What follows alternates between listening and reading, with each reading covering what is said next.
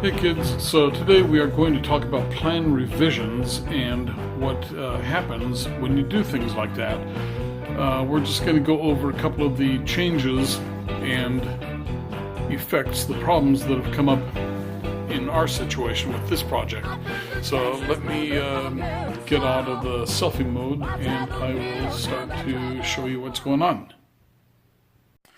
Okay, right here we are looking at the original bathroom plan. You can see that the shower is here.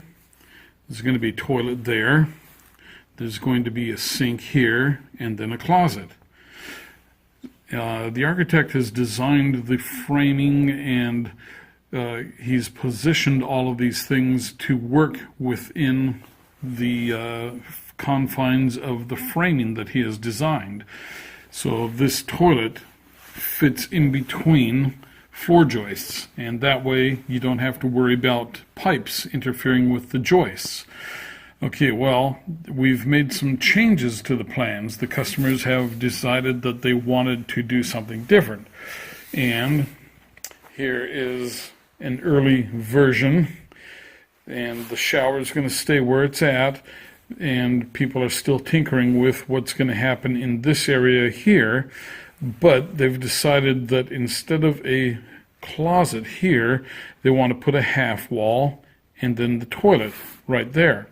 So the toilet here ends up just about over the truss joist underneath it, and this here is a little more detailed finish picture of what's going to happen. Now it's going to be a half wall or a full wall here halfway into the shower, and the shower door is going to be here. So this is still going to be a custom shower, cement base and tile. Then the sink is going to be here, just a single sink, and the toilet will be there, and this is a half wall here. So what has happened now is the toilet lines up just about over one of the truss joists below it. So that's brought up a problem where we've had to notch the truss joist to get the toilet drain in there. The problem is that you really want to stay away from notching engineered beams and joists. So we had to notch one beam and one truss joist. And let me walk over and I'll show you what we have going on with that situation. Okay, so that is the toilet. And the toilet comes down. We have a 45-degree toilet flange on the floor, so it sits on the floor and then angles 45 degrees over. So we've got that, and we had to notch the top half of the top cord. So what we've had to do to remedy that is we have 7/8 of plywood on this side. It's glued in with subfloor adhesive. And then we've done the same thing over on this side. You can just see it down inside there.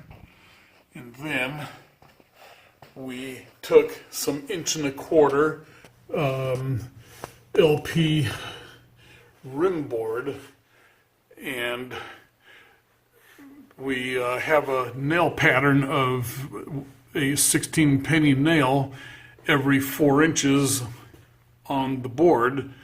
And so what we did was we glued it with some subfloor adhesive, and then we got some bar clamps and C-clamps and clamped it together nice and tight. And once it was all tight and fitted, we nailed it off with the 16-penny galvanized nails. Then we added that heavy angle bracket that has 3.5-inch SDS screws going into the beam and into the repaired truss joists. And so that is how you repair a truss joist.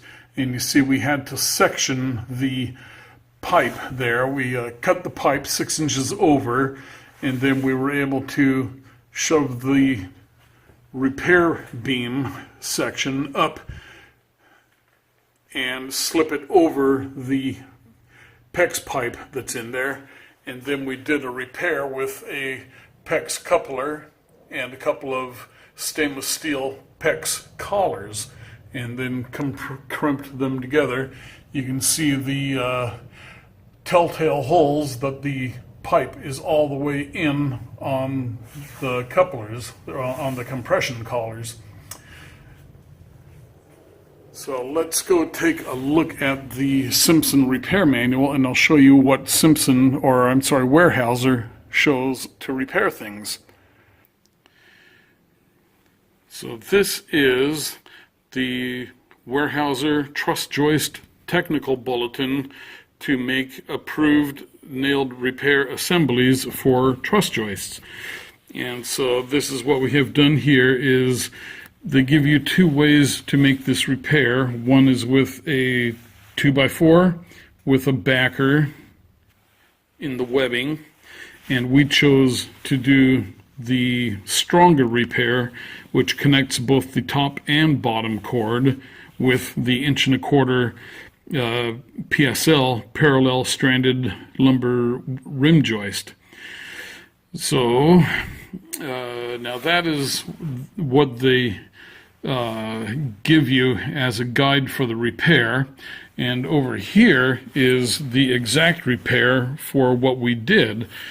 This here is a hole, half notch in the beam, half of the top cord notched, and the maximum amount of notch can be 4 inches in length, and they don't allow this repair in a larger notch. And then the notch is 12 inches from the wall. So this is a repair that is designed for the installation of a toilet, just like what we have. So the notch is 12 inches from the wall. Here's the wall below, and so just assume there's a wall above this too. 12 inches in from the wall, and then the repair board goes 24 inches beyond that, and then you see the nail pattern here with nails every 4 inches. And so that is how you repair the truss joist. And we have a 9.5 inch, maximum hole is 3 3/8. We have the 210 on a 16 inch center, and we can with the repair, we can still span 17 feet with a 10-pound load, or 15 feet 8 inches with a 20-pound dead load. So we are well within the specification of making this repair with the truss joists we have. And just to show you, this is the center beam here. That's the big 7 inch by 12 inch beam, and down there is where the toilet repair is. So that is how you repair a notch on a truss joist. Very simple, but you would want to make a consultation with your inspector before you make the repair, and our inspector is fine. And to support the Weyerhaeuser Technical Repair Bulletin further, this is a drawing from our structural engineer showing the same repair with his structural analysis. Okay, now let's look at the other situation here.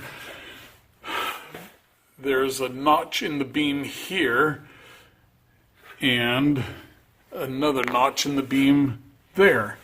And the reason that these notches are here is there just wasn't any other place to put a vent for the shower or for the lavatory sink. They wanted the lavatory sink there, and that's where it had to go. So This is a 11 7/8 high beam. It's 3.5 by 11 7/8. This is an 8-foot span. So technically all we needed was a 3.5 by 9.5 beam to make the span. So because we have an oversized beam, the cut at the top does not matter. And let me show you a mock-up that we have here. Okay, this is a mock-up that we made, and this is an actual size mock-up. So this shows, this is the top of the beam here, and we have 9 3/4 of an inch. So we have more than what we need for the beam below, but also the notch doesn't actually go all the way through the beam. The notch is cut up at a curve, so we still have the full height of the beam over here. So there's kind of an average of beam through the curve of the notch. And so it's probably equal to about a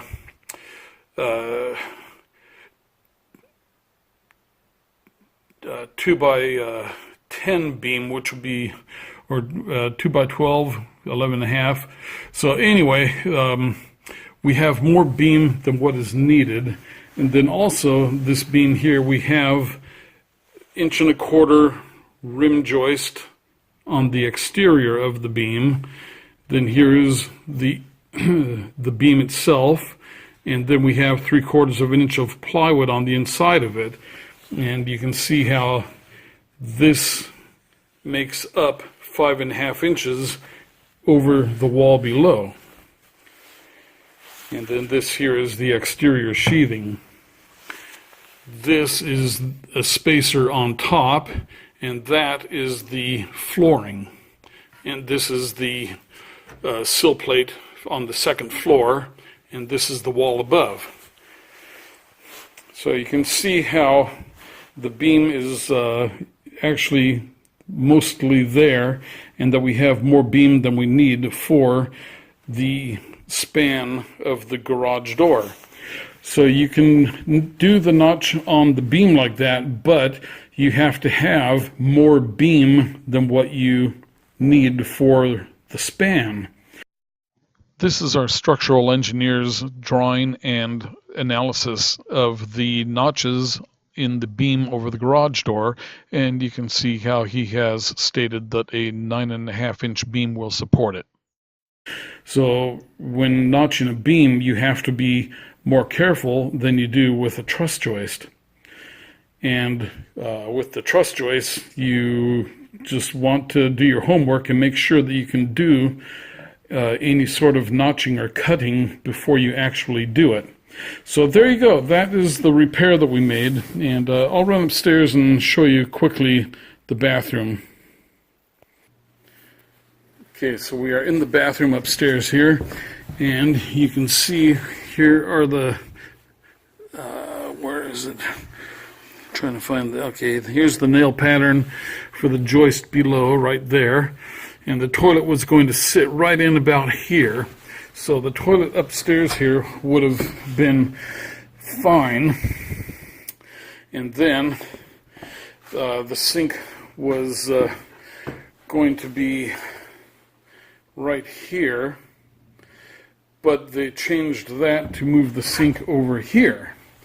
So we have the sink here now, and this is the notch, first notch in the beam below, and then over here is the vent for the shower and for the sink here that goes up and around the light fixture and works its way back over to the main stack. So there is the toilet with the half wall, and to stiffen this half wall we have this angle bracket, so you can see that the wall is pretty solid. And this is where the toilet is, and you can see the screw holes there for the repair below.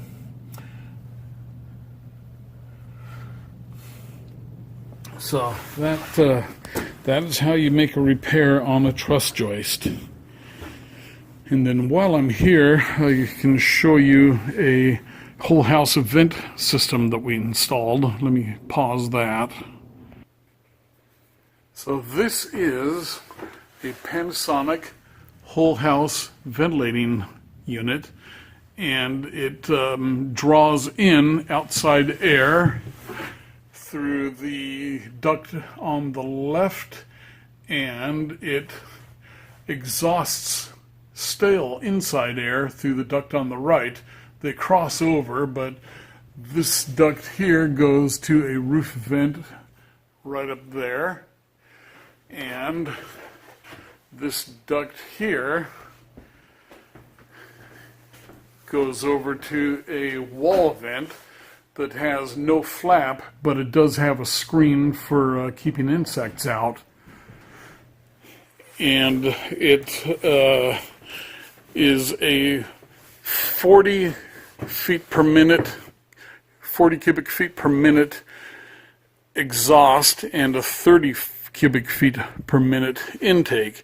And that is what the city here has required for ventilation, air exchange of new homes.